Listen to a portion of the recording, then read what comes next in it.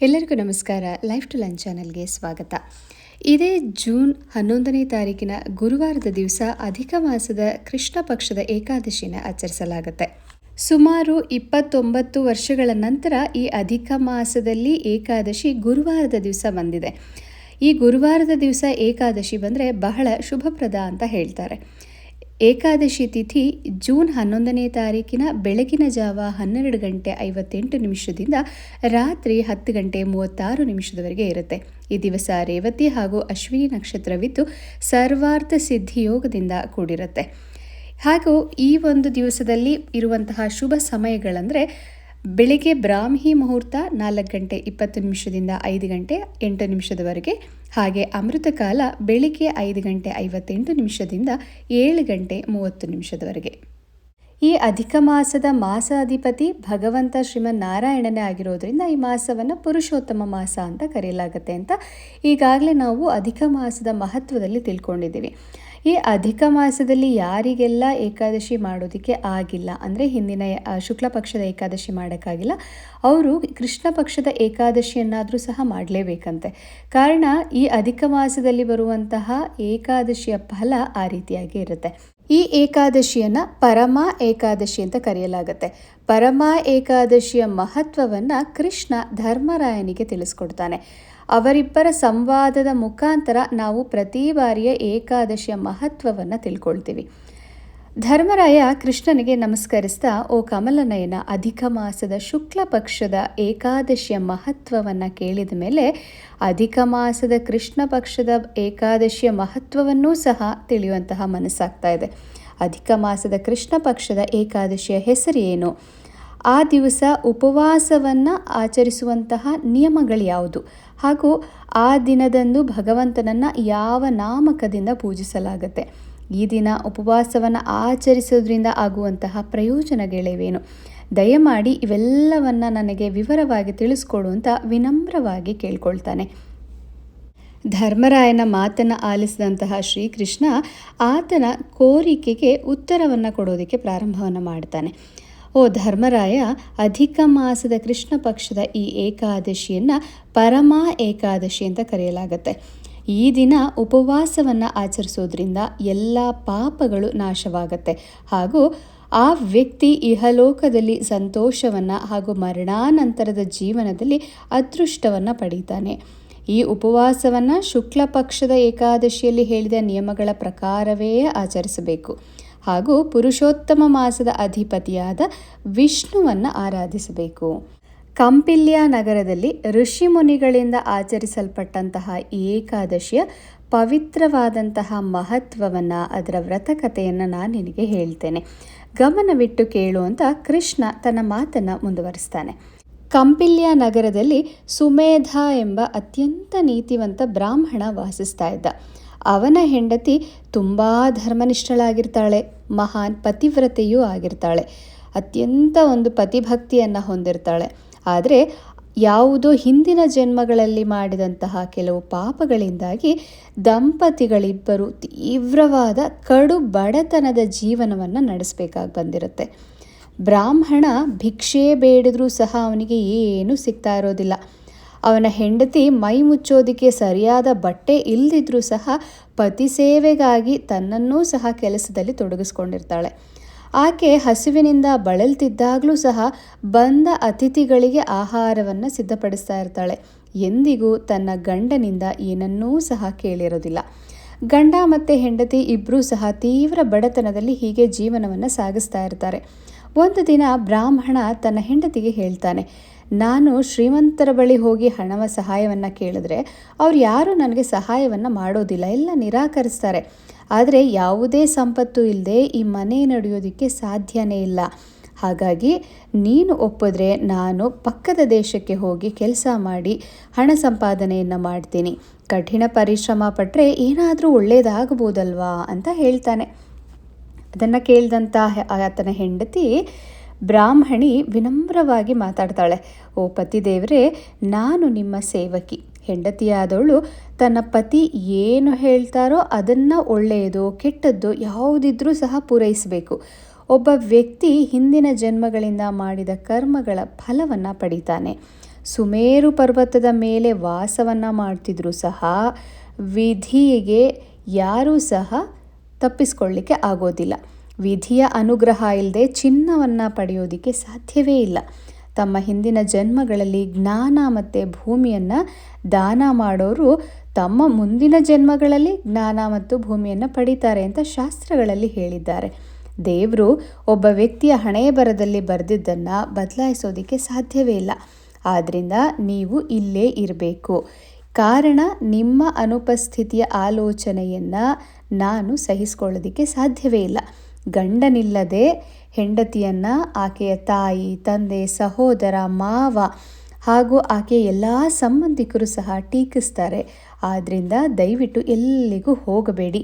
ನಮಗಾಗಿ, ನಮ್ಮ ಏಳಿಗೆಗಾಗಿ ಏನಾದರೂ ಇದ್ದರೆ ಅದು ಖಂಡಿತವಾಗಿಯೂ ನಾವಿರೋಲ್ಲಿಗೆ ಬರುತ್ತೆ ಅಂತ ಆಕೆ ತನ್ನ ಗಟ್ಟಿಯಾದ ನಿರ್ಧಾರವನ್ನು ತಿಳಿಸಿಬಿಡ್ತಾಳೆ. ಹೆಂಡತಿಯ ನಿರ್ಧಾರವನ್ನು ಕೇಳಿದ ಮೇಲೆ ಬ್ರಾಹ್ಮಣನು ಸಹ ಬೇರೆ ಕಡೆ ಹೋಗೋದು ಬೇಡ ಅಂತ ನಿರ್ಧರಿಸಿ ಅಲ್ಲೇ ಜೀವನವನ್ನು ಕಳೀತಿರ್ತಾನೆ. ಹೀಗೆ ಪ್ರತಿನಿತ್ಯ ಅವರ ಜೀವನ ಕಷ್ಟದಲ್ಲೇ ಕಳೀತಿರುತ್ತೆ. ಸಮಯ ಕಳೆದಂತೆ ಒಂದು ದಿನ ಅವರಿದ್ದಂತಹ ಪ್ರದೇಶಕ್ಕೆ ಕೌಂಡಿನ್ಯ ಋಷಿಗಳು ಬರ್ತಾರೆ. ಅವರನ್ನು ಕಂಡ ಕೂಡಲೇ ಬ್ರಾಹ್ಮಣ ದಂಪತಿಗಳಿಬ್ಬರೂ ಸಹ ಹೋಗಿ ಅವರಿಗೆ ನಮಸ್ಕಾರವನ್ನು ಮಾಡಿ, ಇಂದು ನಾವು ನಿಜವಾಗಿಯೂ ಧನ್ಯರು, ನಿಮ್ಮ ಉಪಸ್ಥಿತಿಯಿಂದ ನಮ್ಮ ಜೀವನ ಸಾರ್ಥಕವಾಗಿದೆ ಅಂತ ಹೇಳ್ತಾ ಯಥಾನುಕೂಲ ಅವರು ಋಷಿಗಳನ್ನು ಸತ್ಕರಿಸಿ ಭೋಜನವನ್ನು ಅರ್ಪಿಸ್ತಾರೆ. ಭೋಜನವನ್ನು ಬಡಿಸಿದ ನಂತರ ಆ ಬ್ರಾಹ್ಮಣನ ಹೆಂಡತಿ ಬ್ರಾಹ್ಮಣಿ ಹೇಳ್ತಾಳೆ, ಓ ಪೂಜ್ಯ ಋಷಿಗಳೇ, ದಯಮಾಡಿ ನಮ್ಮ ಬಡತನವನ್ನು ಹೇಗೆ ಹೋಗಲಾಡಿಸೋದು ಅನ್ನೋದ್ರ ಬಗ್ಗೆ ನಮಗೆ ಮಾರ್ಗದರ್ಶನವನ್ನು ನೀಡಿ. ನಿಮ್ಮ ಈ ಆಗಮನ ಅದೃಷ್ಟದ ಸಂಕೇತ ಅಂತ ನಾನು ನಂಬಿದ್ದೀನಿ. ಹಾಗೂ ನನ್ನ ಪತಿ ಹಣ ಸಂಪಾದಿಸೋದಕ್ಕೆ ಬೇರೆ ದೇಶಕ್ಕೆ ಹೋಗ್ತಾ ಇದ್ದದನ್ನ ನಾನು ತಡೆದು ನಿಲ್ಲಿಸಿದ್ದೀನಿ. ನಮ್ಮ ಬಡತನ ಶೀಘ್ರದಲ್ಲೇ ನಿವಾರಣೆಯಾಗುತ್ತೆ ಅನ್ನುವಂತಹ ನಂಬಿಕೆ ನನಗೆ ಇದೆ. ಆದ್ದರಿಂದ ದಯಮಾಡಿ ನಮಗೆ ಪರಿಹಾರವನ್ನು ಸೂಚಿಸಿ ಅಂತ ತುಂಬ ಹೃದಯದಿಂದ ನಮಸ್ಕರಿಸ್ತಾ ಕೇಳ್ಕೊಳ್ತಾಳೆ. ಬ್ರಾಹ್ಮಣಿಯ ಮಾತನ್ನು ಕೇಳಿದಂತಹ ಕೌಂಡಿನ್ಯ ಋಷಿಗಳು, ಓ ಬ್ರಾಹ್ಮಣಿ, ಪುರುಷೋತ್ತಮ ಮಾಸದ ಕೃಷ್ಣ ಪಕ್ಷದ ಪರಮಾ ಏಕಾದಶಿ ಉಪವಾಸವನ್ನು ಆಚರಿಸೋದ್ರಿಂದ ಎಲ್ಲ ಪಾಪಗಳು, ದುಃಖಗಳು ನಾಶವಾಗಿ ಎಂತಹ ಕಡು ಬಡತನವಿದ್ರೂ ಸಹ ನಿವಾರಣೆಯಾಗುತ್ತೆ. ಶ್ರದ್ಧಾಭಕ್ತಿಯಿಂದ ಈ ಉಪವಾಸವನ್ನು ಆಚರಿಸುವಂತಹ ವ್ಯಕ್ತಿ ಶ್ರೀಮಂತನಾಗ್ತಾನೆ. ಈ ದಿನ ಪೂರ್ಣ ಉಪವಾಸವಿದ್ದು ರಾತ್ರಿಯೆಲ್ಲ ಎಚ್ಚರವಿದ್ದು ಜಾಗರಣೆಯನ್ನು ಮಾಡಬೇಕು. ರಾತ್ರಿ ಇಡೀ ಭಗವಂತನನ್ನು ಭಜಿಸ್ತಾ ನಾಮ ಪಾರಾಯಣಗಳನ್ನು ಮಾಡಿ ಧಾರ್ಮಿಕ ಚಟುವಟಿಕೆಗಳಲ್ಲಿ ನಿರಂತರವಾಗಿರಬೇಕು ಅಂತ ಹೇಳ್ತಾರೆ. ಹಾಗೆ ಈ ಉಪವಾಸವನ್ನು ಆಚರಿಸುವ ಮೂಲಕ ಕುಬೇರ ಸಂಪತ್ತಿನ ಅಧಿಪತಿಯಾದ. ಈ ಉಪವಾಸದ ಪರಿಣಾಮವಾಗಿ ಸತ್ಯವಂತ ರಾಜ ಹರಿಶ್ಚಂದ್ರ ತನ್ನ ಮಗ, ಹೆಂಡತಿ ಮತ್ತು ರಾಜ್ಯವನ್ನು ಮರಳಿ ಪಡೆದನು ಅಂತ ಈ ಮಹತ್ವವನ್ನು ವಿವರಿಸ್ತಾ ಕೌಂಡಿನ್ಯ ಋಷಿಗಳು ಏಕಾದಶಿ ವ್ರತದ ಸಂಪೂರ್ಣ ವಿಧಾನವನ್ನು ವಿವರಿಸ್ತಾರೆ. ಓ ಬ್ರಾಹ್ಮಣಿ, ಪಂಚರಾತ್ರಿ ವ್ರತ ಇದಕ್ಕಿಂತ ಶ್ರೇಷ್ಠವಾಗಿದ್ದು, ಪರಮಾ ಏಕಾದಶಿಯ ದಿವಸ ಬೆಳಗ್ಗೆ ನಿಮ್ಮ ದೈನಂದಿನ ಆಚರಣೆಗಳನ್ನು ಪೂರ್ಣಗೊಳಿಸಿ ನಂತರ ನೀವು ನಿಗದಿತ ವಿಧಾನದ ಪ್ರಕಾರವೇ ಪಂಚರಾತ್ರ ಉಪವಾಸವನ್ನು ಪ್ರಾರಂಭಿಸಬೇಕು. 5 ದಿನಗಳ ಕಾಲ ನೀರಿಲ್ಲದ ಉಪವಾಸವನ್ನು ಆಚರಿಸೋರು ತಮ್ಮ ಪೋಷಕರು, ಸಂಗಾತಿ ಎಲ್ಲರೊಟ್ಟಿಗೆ ಸ್ವರ್ಗಕ್ಕೆ ಹೋಗ್ತಾರೆ. ಈ 5 ದಿನಗಳಲ್ಲಿ ಒಪ್ಪತ್ತು ಊಟವನ್ನು ಮಾಡೋರು ಸಹ ಸ್ವರ್ಗಕ್ಕೆ ಹೋಗುತ್ತಾರೆ. ನೀವು 5 ದಿನಗಳ ಕಾಲ ಸ್ನಾನ ಮಾಡಿ ಬ್ರಾಹ್ಮಣರಿಗೆ ಆಹಾರ ನೀಡಿದರೆ ಇಡೀ ಜಗತ್ತಿಗೆ ಆಹಾರವನ್ನು ನೀಡುವಷ್ಟು ಪುಣ್ಯವನ್ನು ಪಡಿತೀರಿ. ಹಾಗೆ ಈ ಉಪವಾಸದ ಸಮಯದಲ್ಲಿ ಕುದುರೆಗಳನ್ನು ದಾನ ಮಾಡೋದ್ರಿಂದ 3 ಲೋಕಗಳಿಗೂ ದಾನ ಮಾಡಿದಷ್ಟು ಪುಣ್ಯ ಸಿಗುತ್ತೆ.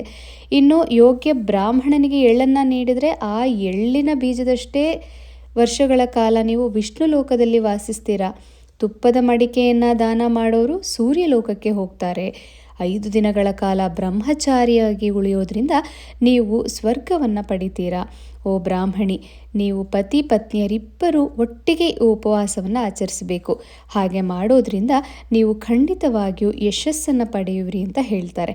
ಎಲ್ಲವನ್ನ ಕೇಳಿದ ನಂತರ ಕೌಂಡಿನ್ಯ ಋಷಿಗಳ ಸಲಹೆಯ ಮೇರೆಗೆ ದಂಪತಿಗಳಿಬ್ಬರು ಸಹ 5 ದಿನಗಳ ಕಾಲ ಪರಮಾ ಏಕಾದಶಿ ಉಪವಾಸವನ್ನು ಆಚರಣೆ ಮಾಡ್ತಾರೆ. ಉಪವಾಸವನ್ನು ಮುಗಿಸಿದ ನಂತರ ಇದ್ದಕ್ಕಿದ್ದ ಹಾಗೆ ಬ್ರಾಹ್ಮಣನ ಪತ್ನಿಗೆ ತಮ್ಮ ಮನೆ ಕಡೆಗೆ ಯಾರೋ ಒಬ್ಬ ರಾಜ್ಕುಮಾರ ಬರೋ ರೀತಿ ಕಾಣಿಸುತ್ತೆ. ಆತ ಬ್ರಹ್ಮನಿಂದ ಪ್ರೇರಿತನಾಗಿ ಬಂದಿರೋ ಹಾಗೆ ಭಾಸವಾಗುತ್ತೆ. ಬರ್ತಿದ್ದ ಹಾಗೆ ದಂಪತಿಗಳಿಗೆ ಸುಖ ಜೀವನಕ್ಕೆ ಬೇಕಾದಂತಹ ಸಕಲ ಐಶ್ವರ್ಯಗಳನ್ನು ಹೊಂದಿರುವಂತಹ ಸುಸಜ್ಜಿತವಾದ ಭವ್ಯವಾದ ಮನೆಯನ್ನು ಒದಗಿಸಿಕೊಡ್ತಾನೆ. ಅದರ ನಂತರ ಅವರ ಜೀವನೋಪಾಯಕ್ಕೆ ಬೆಂಬಲವಾಗಿ ಒಂದು ಗ್ರಾಮವನ್ನು ದಾನವಾಗಿ ಕೊಡ್ತಾನೆ. ಈ ಔದಾರ್ಯದ ಪರಿಣಾಮವಾಗಿ ಬ್ರಾಹ್ಮಣ ಮತ್ತು ಅವನ ಪತ್ನಿ ತಮ್ಮ ಜೀವನದಲ್ಲಿ ಅಂತ್ಯವಿಲ್ಲದಷ್ಟು ಸಂತೋಷವನ್ನು ಅನುಭವಿಸ್ತಾರೆ. ಅಂತಿಮವಾಗಿ ಇಬ್ಬರು ವಿಷ್ಣು ಲೋಕವನ್ನು ಸೇರಿದ್ರು. ಹೀಗೆ ಕೃಷ್ಣ ಮಹತ್ವವನ್ನು ತಿಳಿಸಿದ ನಂತರ ಏಕಾದಶಿಯ ಪುಣ್ಯದ ಬಗ್ಗೆ ತಿಳಿಸ್ತಾ ಹೋಗ್ತಾನೆ. ಓ ಧರ್ಮರಾಯ, ಪರಮಾ ಏಕಾದಶಿ ಉಪವಾಸವನ್ನು ಆಚರಿಸುವ ಪ್ರತಿಯೊಬ್ಬ ವ್ಯಕ್ತಿಯು ಎಲ್ಲ ತೀರ್ಥಯಾತ್ರೆಗಳು, ಯಜ್ಞಗಳು ಮತ್ತು ಅಂತಹದೇ ಪುಣ್ಯ ಕಾರ್ಯಗಳ ಒಂದು ಪುಣ್ಯವನ್ನು ಪಡೀತಾರೆ. 2 ಕಾಲಿನ ಜೀವಿಗಳಲ್ಲಿಯೇ ಬ್ರಾಹ್ಮಣ ಶ್ರೇಷ್ಠನಾಗಿರೋ ಹಾಗೆ 4 ಕಾಲಿನ ಜೀವಿಗಳಲ್ಲಿ ಶ್ರೇಷ್ಠವಾದದ್ದು ಹಸು. ಇನ್ನು ಹಸುವನ್ನು ಪೂಜಿಸೋದ್ರಿಂದ ಹಾಗೂ ದೇವತೆಗಳಲ್ಲಿ ಇಂದ್ರ ಶ್ರೇಷ್ಠ. ಅದೇ ರೀತಿ ತಿಂಗಳುಗಳಲ್ಲಿ ಅಧಿಕ ಮಾಸ ಅಂದರೆ ಪುರುಷೋತ್ತಮ ಮಾಸ ಅತ್ಯುತ್ತಮವಾಗಿದೆ. ಈ ತಿಂಗಳಲ್ಲಿ ಪಂಚರಾತ್ರಿ ವ್ರತ ಅತ್ಯಂತ ಪುಣ್ಯಕರವಾಗಿದೆ. ಪದ್ಮಿನಿ ಮತ್ತು ಪರಮಾ ಏಕಾದಶಿ ಉಪವಾಸ ಅತ್ಯಂತ ಶುಭವನ್ನು ಉಂಟು ಮಾಡುತ್ತೆ. ಈ ದಿನಗಳಲ್ಲಿ ಉಪವಾಸವನ್ನು ಆಚರಿಸೋದ್ರಿಂದ ಎಲ್ಲ ಪಾಪಗಳು ನಾಶವಾಗುತ್ತೆ. ಆದ್ದರಿಂದ ಎಂತಹ ಬಡವನು ಸಹ ಕನಿಷ್ಠ ಈ 1 ದಿನದ ಉಪವಾಸವನ್ನಾದರೂ ಆಚರಿಸಲೇಬೇಕು. ಅಧಿಕ ಮಾಸದಲ್ಲಿ ಸ್ನಾನ ಮಾಡದೆ ಏಕಾದಶಿಯನ್ನು ಆಚರಿಸದೇ ಇದ್ದವರು ಆತ್ಮಹತ್ಯೆಯಂತಹ ಘೋರ ಪಾಪವನ್ನು ಅನುಭವಿಸ್ತಾರೆ. ಈ ಮನುಷ್ಯ ಜನ್ಮ ಮಹಾಪುಣ್ಯದ ಮುಖಾಂತರ ಪಡೆಯಲ್ಪಟ್ಟಿರೋದು. ಆದ್ದರಿಂದ ಪ್ರತಿಯೊಬ್ಬರೂ ಸಹ ಖಂಡಿತವಾಗಿಯೂ ಅಧಿಕ ಮಾಸದಲ್ಲಿ, ಅದರಲ್ಲೂ ಈ ಪುರುಷೋತ್ತಮ ಮಾಸದಲ್ಲಿ ಬರುವಂಥ ಏಕಾದಶಿಯಲ್ಲಿ ಉಪವಾಸವನ್ನು ಮಾಡಲೇಬೇಕು. ಓ ಕುಂತಿಪುತ್ರ, ನೀನು ಕೇಳಿದ ಎಲ್ಲವನ್ನ ನಾನು ವಿವರವಾಗಿ ವಿವರಿಸಿದ್ದೇನೆ. ಈಗ ಈ ಉಪವಾಸವನ್ನು ಭಕ್ತಿಯಿಂದ ಆಚರಿಸು. ಅಧಿಕ ಮಾಸದಲ್ಲಿ ಪರಮಾ ಏಕಾದಶಿ ಉಪವಾಸವನ್ನು ಆಚರಿಸೋರು ಸಕಲ ಪುಣ್ಯಗಳನ್ನು ಪಡೆದು ವಿಷ್ಣು ಲೋಕಕ್ಕೆ ಹೋಗ್ತಾರೆ. ದೇವತೆಗಳ ರಾಜ ಇಂದ್ರನಂತೆ ಸುಖವನ್ನು ಅನುಭವಿಸ್ತಾರೆ ಹಾಗೂ 3 ಲೋಕಗಳಲ್ಲಿಯೂ ಸಹ ಪೂಜಿಸಲ್ಪಡ್ತಾರೆ ಅಂತ ಈ ಕೃಷ್ಣ ಧರ್ಮರಾಯನ ಮುಖಾಂತರ ನಮ್ಮೆಲ್ಲರಿಗೂ ಸಹ ಏಕಾದಶಿಯ ಮಹತ್ವವನ್ನು, ಆಚರಣೆ ವಿಧಾನ ಹಾಗೂ ಪುಣ್ಯ ಪ್ರಾಪ್ತಿಯ ಬಗ್ಗೆ ವಿವರವಾಗಿ ತಿಳಿಸಿಕೊಟ್ಟಿದ್ದಾನೆ. ಒಟ್ಟಾರೆಯಾಗಿ ಹೇಳೋದಾದರೆ ಬ್ರಾಹ್ಮಣರು, ಋಷಿಗಳು ಮತ್ತು ಸದ್ಗುಣಶೀಲ ವ್ಯಕ್ತಿಗಳನ್ನು ಗೌರವಿಸೋರಿಗೆ ಭಗವಂತ ನಿಸ್ಸಂದೇಹವಾಗಿ ಕೃಪೆಯನ್ನು ನೀಡ್ತಾನೆ. ಸಂಪತ್ತನ್ನು ಪಡೆಯೋದು ಕೇವಲ ಅದನ್ನು ಹುಡುಕೋದ್ರಿಂದ ಆಗೋದೇ ಇಲ್ಲ. ಅದಕ್ಕೆ ಶ್ರದ್ಧೆ ಇರಬೇಕು. ಶ್ರದ್ಧೆಯಿಂದ ಪ್ರಯತ್ನವನ್ನು ಮಾಡಬೇಕು. ಪ್ರಾಮಾಣಿಕತೆ ಮತ್ತು ದೃಢ ಸಂಕಲ್ಪದಿಂದ ಸತ್ಯವಾಗಿ ಪ್ರಯತ್ನವನ್ನು ಮಾಡಿದಾಗ ಅದು ಖಂಡಿತವಾಗಿಯೂ ದೇವರ ಕೃಪೆಯಿಂದ ಪ್ರತಿಫಲವನ್ನು ನಾವು ಪಡಿಬಹುದು. 10ನೇ ತಾರೀಕು ಬುಧವಾರ ದಶಮಿ ಒಪ್ಪೊತ್ತು, 11ನೇ ತಾರೀಕು ಗುರುವಾರ ಏಕಾದಶಿ ಪೂರ್ಣ ಉಪವಾಸ, 12ನೇ ತಾರೀಕಿನ ಶುಕ್ರವಾರದ ದಿವಸ ದ್ವಾದಶಿ ಪಾರಣೆ. ದ್ವಾದಶಿ ಪಾರಣೆಯ ಸಮಯ ಶುಕ್ರವಾರ ಬೆಳಿಗ್ಗೆ 5:44 8:25 ಈ ದಿನ ವಿಷ್ಣುವಿಗೆ ಸಂಬಂಧಿಸಿದಂತಹ ನಾಮಾವಳಿಗಳನ್ನು, ವಿಷ್ಣು ಸಹಸ್ರನಾಮ, ಶ್ರೀಹರಿ ಸ್ತೋತ್ರ, ದಶಾವತಾರ ಸ್ತೋತ್ರ, ನಾರಾಯಣ ಕವಚ, ಹೀಗೆ ವಿಷ್ಣು ಸಂಬಂಧಿತ ಯಾವುದೇ ನಾಮಾವಳಿಗಳನ್ನು ನೀವು ಪಾರಾಯಣ ಮಾಡಬಹುದು. ಈ ಒಂದು ಮಾಸದಲ್ಲಿ ವಿಶೇಷವಾಗಿ ಭಗವದ್ಗೀತೆಯ ಪಾರಾಯಣ ಮಾಡೋದುಂಟು. ಅಧಿಕ ಮಾಸದಲ್ಲಿ ಮತ್ತು ಕಾರ್ತಿಕ ಮಾಸದಲ್ಲಿ ತಪ್ಪದೆ 1 ತಿಂಗಳು ಪೂರ್ತಿಯಾಗಿ ಭಗವದ್ಗೀತೆಯ ಅಧ್ಯಾಯ 15 ಪಾರಾಯಣ ಮಾಡ್ತಾರೆ. ಯಾರು 1 ದಿನವೂ ಸಹ ಮಾಡೋಕ್ಕಾಗಿಲ್ಲ ಅಂತಹವರು ಈ ದಿವಸ 15ನೇ ಅಧ್ಯಾಯದ ಪುರುಷೋತ್ತಮ ಯೋಗ ಅದನ್ನು ಪಠಿಸ್ಬೋದು ಅಥವಾ ನೀವು ಕೇಳಿಸ್ಕೊಳ್ಬೋದು. ಇದರಿಂದ ಅಧಿಕ ಮಾಸದ ಪೂರ್ಣ ಫಲ ಪ್ರಾಪ್ತಿಯಾಗುತ್ತೆ ಅಂತ ಹೇಳ್ತಾರೆ.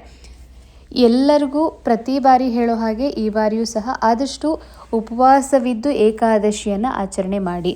ಹಾಗೆ ಯಾರಿಗೆಲ್ಲ ನಾಮಾವಳಿಗಳನ್ನು ಅಥವಾ ಈ ಒಂದು ಶ್ಲೋಕಗಳು ಯಾವುದನ್ನು ಹೇಳೋದಕ್ಕೆ ನಮಗೆ ಸಮಯ ಇಲ್ಲ ಅಥವಾ ನಮಗೆ ಬರಲ್ಲ ಅನ್ನೋಂಥವ್ರು ತುಂಬ ಸಿಂಪಲ್ಲಾಗಿರೋ ಅಂತಹದ್ದು ಓಂ ನಮೋ ಭಗವತೆ ವಾಸುದೇವಾಯ ಅಥವಾ ಓಂ ನಮೋ ನಾರಾಯಣಾಯ, ಈ ಬೀಜ ಮಂತ್ರವನ್ನು ದಿನಪೂರ್ತಿಯಾಗಿ ನೀವು ಎಷ್ಟು ಸಾರಿ ಸಾಧ್ಯ ಅಷ್ಟು ಸಾರಿಯೂ ಸಹ ನೀವು ಪಠಿಸೋದ್ರಿಂದ ನಿಮಗೆ ಪೂರ್ತಿ ಆ ಏಕಾದಶಿಯ ಫಲ ಪ್ರಾಪ್ತಿಯಾಗುತ್ತೆ.